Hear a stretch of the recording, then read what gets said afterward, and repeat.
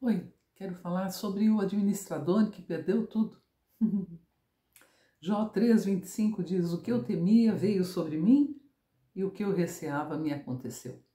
Os piores medos que Jó tinha acabaram acontecendo na vida dele. Seus temores se concretizaram. Ele tinha medo de ficar pobre, de perder seus filhos, ficar doente, perder os amigos, enfim. O medo é uma armadilha silenciosa. O medo nos deixa inseguros e ansiosos pelo futuro. O medo paralisa e expõe as nossas fragilidades. Jó perdeu tudo: bens materiais, rebanhos de milhares de animais, seus 10 filhos, 10, hein? Não foi nenhum nem dois, 10, todos, a saúde, o abandono dos amigos, a reputação, dores que eu imagino assim. Eu fiquei distante dos meus filhos em 3 situações e foi muito difícil. Imagina perder um filho, tanto que a gente ama, né? Eles podem ser legais, podem ser ingratos, podem ser o que forem, mas nós continuamos amando os nossos filhos, né? Jó expressa tristeza diante das calamidades que o atingiram, dias sombrios de angústia e noites de aflições. A Bíblia não fala sobre síndrome do pânico, pelo menos eu não tenho entendimento para isso. Aliás, eu falo aqui sob a ótica de uma administradora, né? Mas eu passei até pela síndrome do pânico quando perdi tudo. E só quem passou para saber a dor que é, né? As perdas. A vida perdeu o valor para Jó, para mim também. Perdas vitais da nossa vida, da nossa essência de vida, né? Pelo menos os valores que eu tinha naqueles dias. Deus remove a confiança nas riquezas falsas.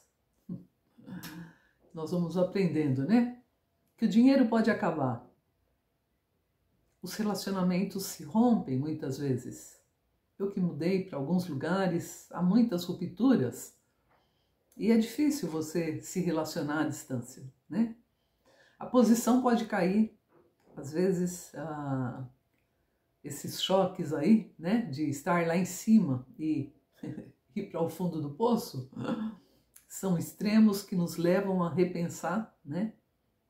Porque a posição de hoje não quer dizer que ela assegure a tua posição de amanhã.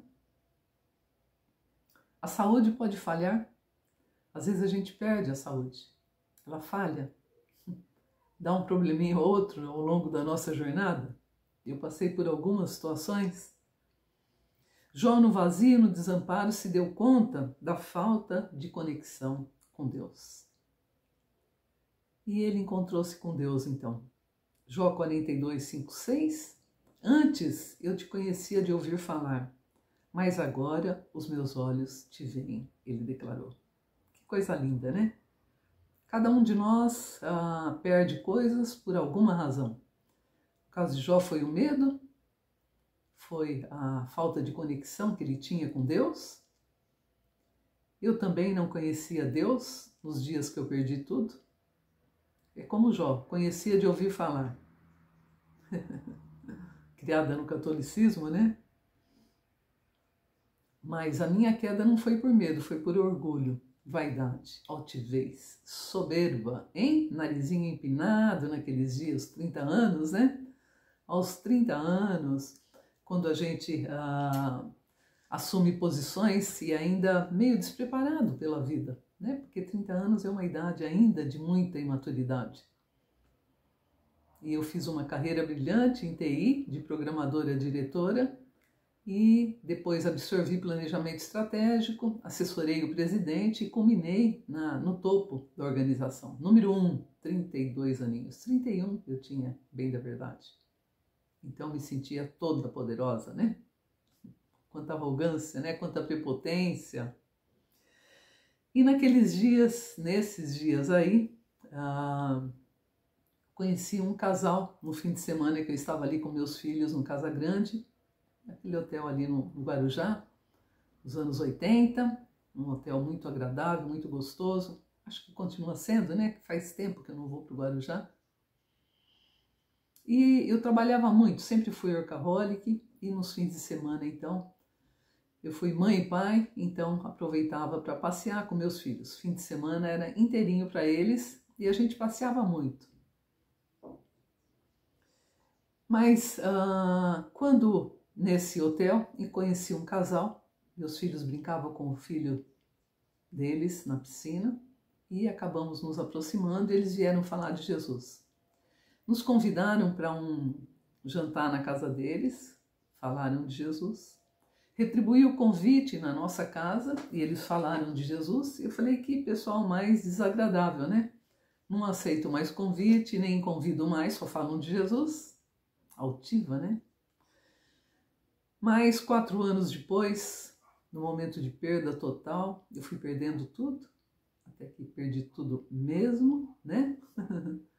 E ali no fundo do poço, uma amiga me ligou e falou, olha, você pode me levar em tal endereço? Falei, posso.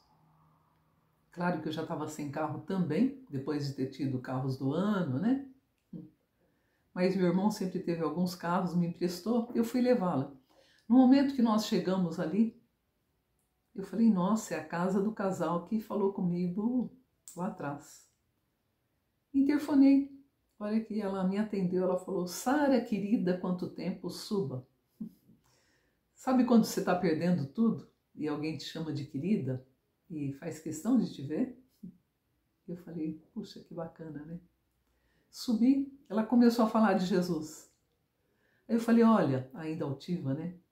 Eu tô com uma amiga aqui no prédio e a hora que ela chegar, você fala de Jesus, então.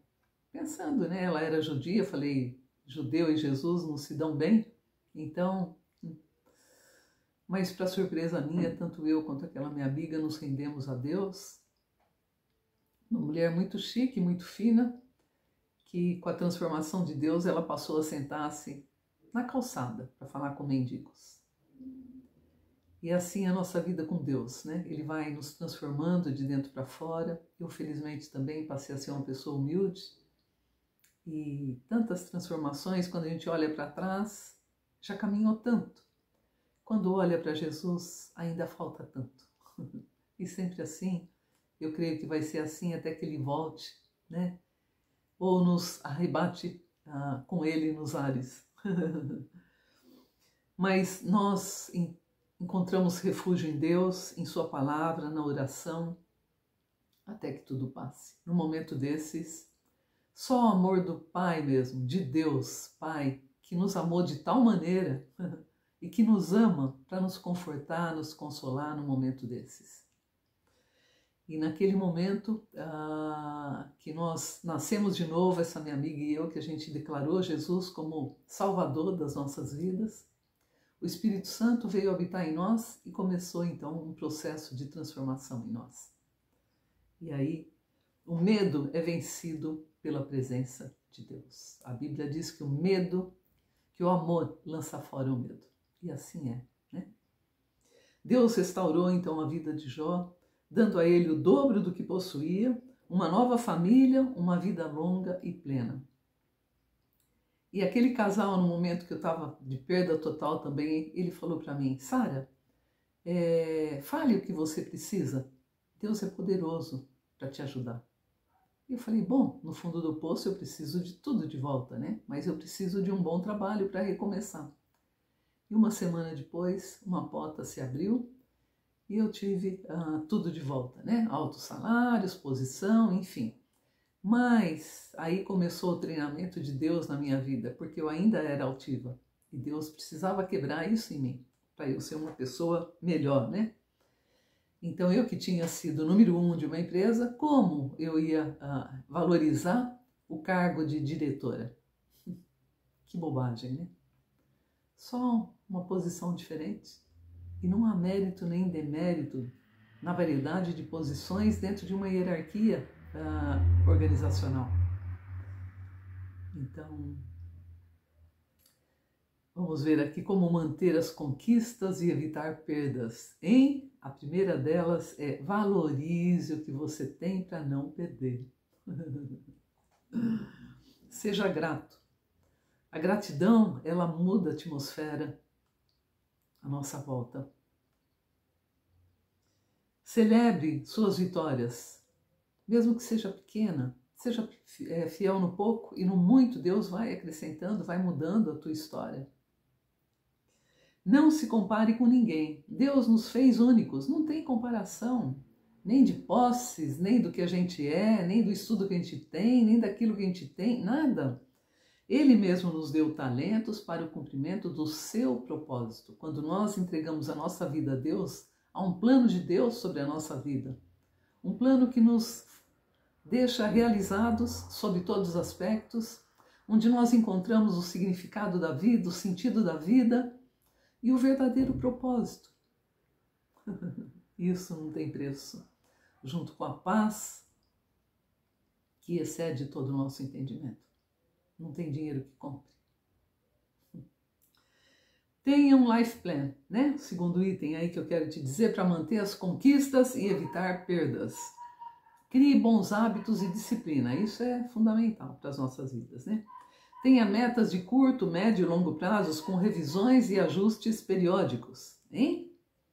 Equilibre desafios com descanso, nenhum de nós é super nada. Eu já tive AVC, já tive burnout 2 vezes e sempre buscando conciliar aí os desafios com descanso, mas mesmo assim, né? Certifique-se de que você tenha pessoas e ambientes bons à sua volta, porque a contaminação é uma coisa terrível e quando a gente se mistura com pessoas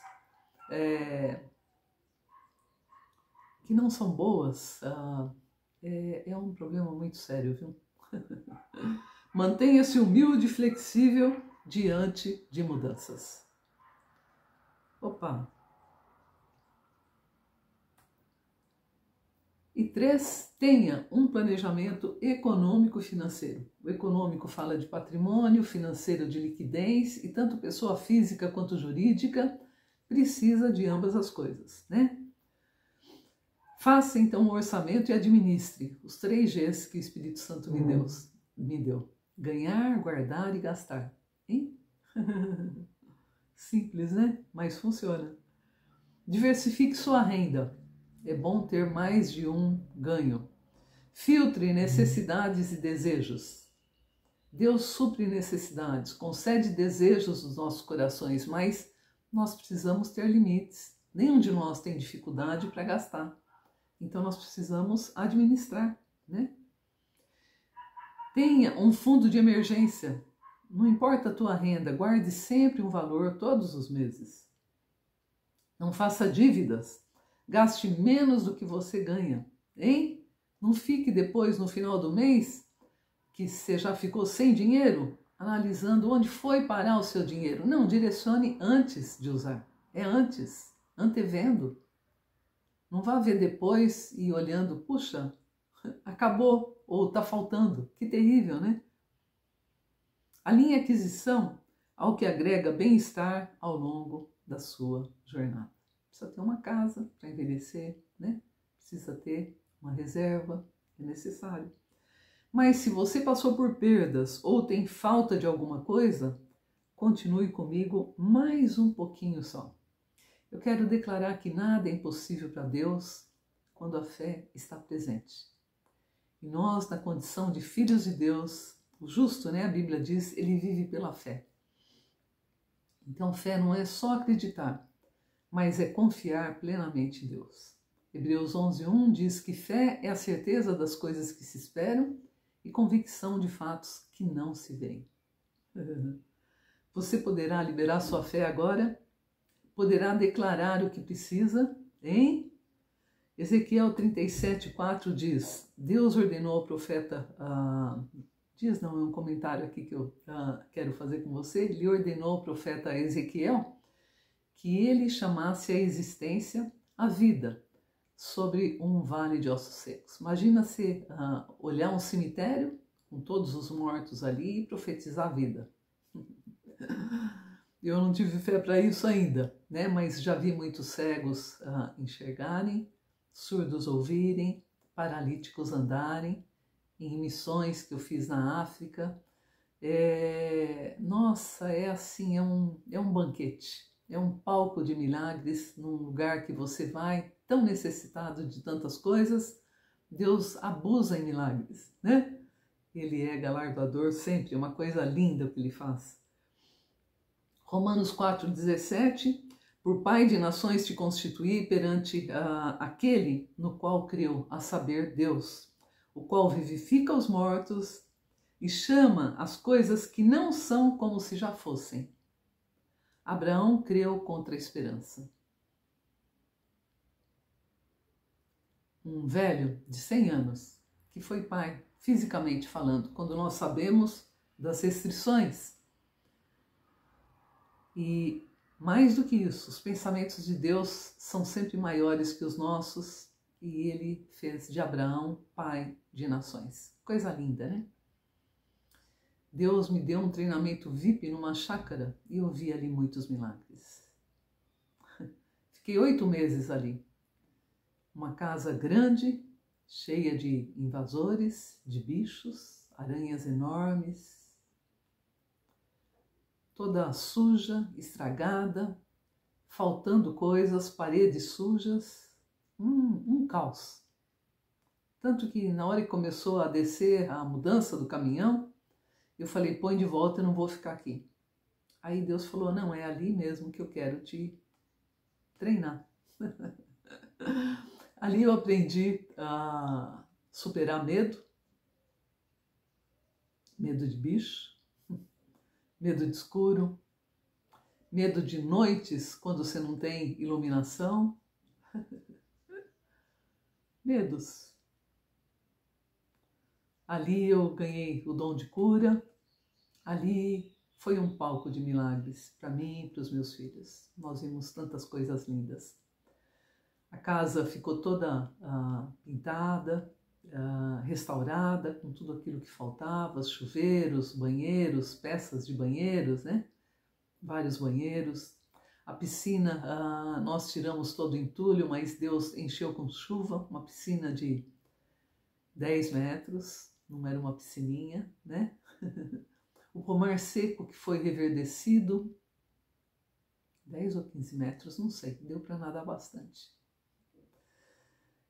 Eu fiz um jardim ali, ficou tão lindo. E 8 meses depois, então, Deus me abriu a porta de um trabalho, com um apartamento da empresa, carro da empresa, enfim, a restauração, né, de tudo aquilo que estava faltando. Milagres. E ali naquela chácara, milagre para se alimentar, milagre para estar, milagres e milagres e milagres. Ali eu ganhei também a coragem, o medo que foi substituído por coragem, o medo de olhar para o caos, mas eu aprendi a dizer, haja vida, né? E assim eu aprendi a recuperar empresas, porque não é só a competência técnica, mas também a coragem para você olhar para uma situação de ruínas e enxergar, tem saída em Deus, tem solução, Deus pode, Ele fará e faz. Salmos 33, 9, porque Ele falou e tudo se fez, ordenou e logo tudo apareceu. Então, restauração total, hein? Libere sua fé agora e declare comigo. Eu chamo a existência a restauração da minha família. Eu chamo a existência a minha saúde perfeita. Eu chamo a existência portas abertas de trabalho. Eu chamo a existência provisão financeira abundante. Chame a existência o que você precisa. Venha o teu reino, assim na terra como nos céus. Quando nós reconhecemos Jesus como nosso Salvador, o nosso espírito é recriado, o Espírito Santo vem morar em nós. Nós nos tornamos filhos de Deus, herdeiros de Deus. E o reino de Deus que está dentro de nós, com o Espírito Santo habitando em nós, restaura todas as coisas, reconcilia, prospera, corrige, altera, cria, porque em Deus há todo poder, assim na terra como nos céus. Os milagres e as curas acontecem na vida daqueles que creem e confiam totalmente em Deus. E para encerrar, eu quero declarar aqui Salmos 37:5, que diz: entrega o teu caminho ao Senhor, confia nele e ele tudo fará. É só você declarar: eu reconheço que sou um pecador, que precisa de ti. Eu te peço perdão pelos meus pecados. Te reconheço, Jesus, como meu Salvador. Espírito Santo, vem fazer morada em mim. Se você fizer essa oração, você torna-se filho de Deus, com direito a viver sinais, maravilhas e prodígios. Deus que opera maravilhas e que faz notório o seu poder entre nós. Que Deus te abençoe.